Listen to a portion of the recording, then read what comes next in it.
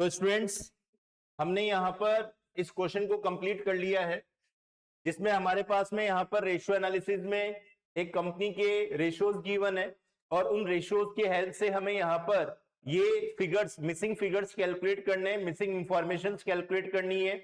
अब यहाँ पर इसके अंदर आपके पास जो भी रेशियोज गिवन है, उन रेशियोज से रिलेटेड जो एडिशनल इंफॉर्मेशन आपके पास है, उस एडिशनल इंफॉर्मेशन में उस रेशियो से रिलेटेड जो अमाउंट आपके पास गिवन है वहीं से आपको स्टार्टिंग करनी है और फिर उसके बाद ये सारे मिसिंग इंफॉर्मेशन आपको कैलकुलेट करनी है।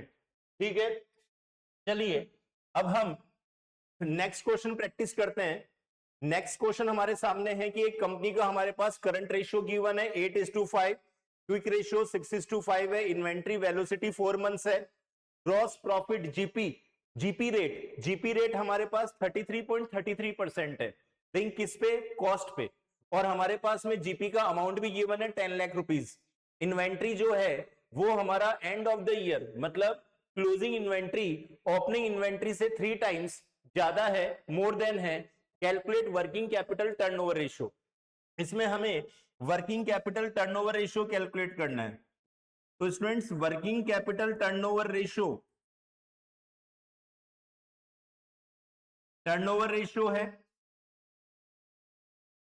और जितने भी अदर टर्नओवर रेशियोज हैं वो सब सेल्स के बेसिस पे कैलकुलेट किए जाते हैं।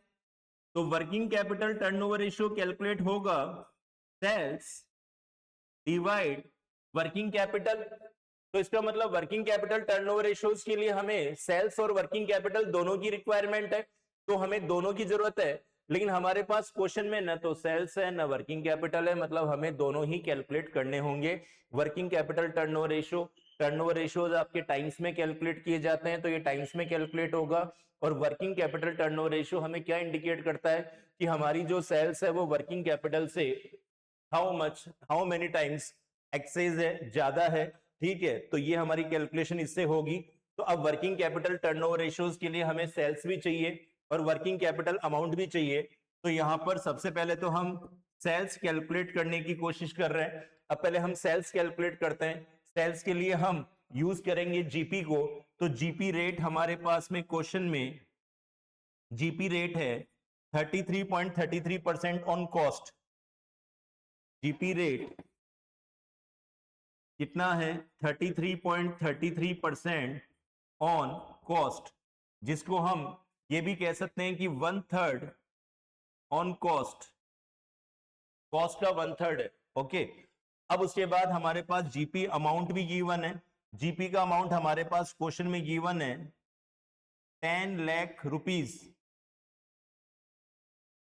तो जीपी रेट भी हमारे पास क्वेश्चन में गिवन है और जीपी का अमाउंट भी हमारे पास क्वेश्चन में गिवन है।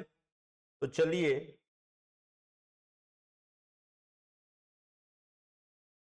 सबसे पहले जीपी ही कैलकुलेट कर लेते हैं इसमें। अब जीपी हम कैलकुलेट करेंगे कैसे? जीपी हमारा कैलकुलेट 10 लाख है, तो हम सबसे पहले तो यहां पर जीपी की हेल्प से कॉस्ट फाइंड आउट करेंगे कि जीपी रेट हमारे पास में सेल्स पे नहीं है, कॉस्ट पे है। तो ये जो 10 लाख रुपीज जीपी है ना, ये 10 लाख रुपीज का जीपी हमारी कॉस्ट का 1/3 पार्ट है। ये 10 लाख रुपीज हमारी कॉस्ट का कितना है? 1/3 है। तो ये जो 10 लाख रुपीज का जीपी है वो हमारी टोटल कॉस्ट, मतलब कॉस्ट ऑफ गुड सोल्ड का 1/3 है। तो यदि हम यहां पर कॉस्ट फाइंड आउट करना चाहें, जिसे हम कहेंगे cost of good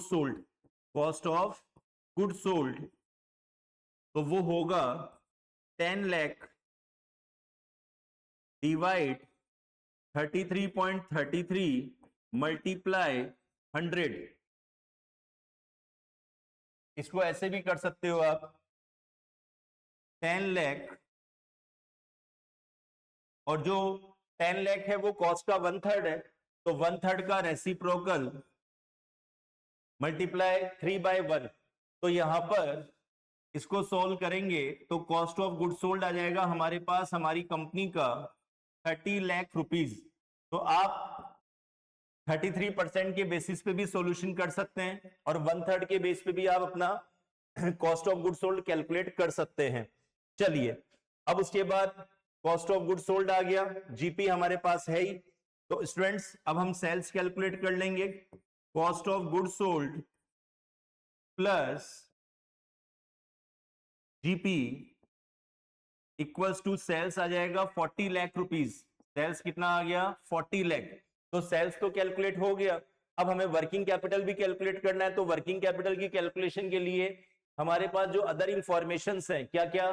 inventory velocity ratio, quick ratio, current ratio, इनको हमें सॉल्व करना होगा। इनसे ही हमारे पास वर्किंग कैपिटल का अमाउंट जो मिसिंग है वो कैलकुलेट होगा। चलिए तो अब इनको सॉल्व करते हैं। तो अब सेकंड हम सॉल्व करेंगे इन्वेंट्री वेलोसिटी। अब इन्वेंट्री वेलोसिटी हमारे पास गिवन है 4 मंथ्स, और इन्वेंट्री वेलोसिटी कैसे कैलकुलेट होता है? इन्वेंट्री वेलोसिटी का फॉर्मूला यूज होता है average inventory divide COGS, cost of good sold, और ये मंथ्स में है तो मल्टीप्लाई 12 मंथ्स। तो इन्वेंट्री वेलोसिटी है 4 मंथ्स। एवरेज इन्वेंट्री नहीं है हमारे पास क्वेश्चन में, तो average inventory, average stock divide COGS है 30 लाख मल्टीप्लाई 12। अब इसको क्रॉस मल्टीप्लीकेशन करके सॉल्व कर लेते हैं।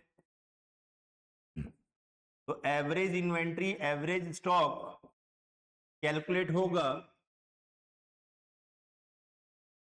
1 करोड़ 20 लाख डिवाइड 12, 10 लाख रुपीस। ये एवरेज इन्वेंट्री आ गया भाई। 30 लाख को 4 से मल्टीप्लाई करोगे तो 1 करोड़ 20 लाख होगा, उसमें डिवाइड हो जाएगा 12 का, तो आपके पास एवरेज इन्वेंट्री आ जाएगा 10 लाख। अब एवरेज इन्वेंट्री आ गया। अब यहां पर इस क्वेश्चन में क्लोजिंग और ओपनिंग इन्वेंट्री को लेकर भी इंफॉर्मेशन है कि क्लोजिंग इन्वेंट्री ओपनिंग इन्वेंट्री से 3 टाइम्स मोर देन है, ज्यादा है। तो अब न तो मेरे पास में क्वेश्चन में ओपनिंग इन्वेंट्री का अमाउंट गिवन है, नहीं क्लोजिंग का। तो ओपनिंग इन्वेंट्री से क्लोजिंग कितना ज्यादा है? 3 टाइम्स। तो ओपनिंग इन्वेंट्री मैंने एज्यूम कर लिया कि वो मेरा एक्स है, तो क्लोजिंग इन्वेंट्री कितना होगा स्टूडेंट्स? क्लोजिंग इन्वेंट्री हो जाएगा यहां पर x मल्टीप्लाई 3x। ओके, कि क्लोजिंग इन्वेंट्री ओपनिंग से 3 टाइम्स मोर देन है, ज्यादा है। तो ओपनिंग x है तो क्लोजिंग उससे 3 टाइम्स ज्यादा है, तो 3 मल्टीपल ज्यादा है तो मल्टीप्लाई कर दीजिए। ठीक है, अब उसके बाद एवरेज इन्वेंट्री का फॉर्मूला यूज करते हैं। एवरेज इन्वेंट्री में एवरेज इन्वेंट्री है 10 लाख, ओपनिंग इन्वेंट्री x और closing 3x divide 2।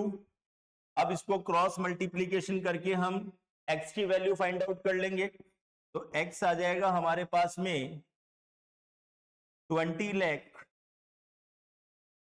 Divide x plus 3x 4x हो जाएगा डिवाइड 4।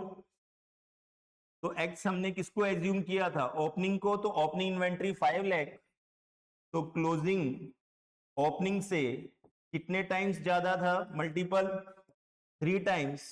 तो 5 लाख मल्टीप्लाई 3, तो क्लोजिंग इन्वेंट्री कैलकुलेट हो गया 15 लाख।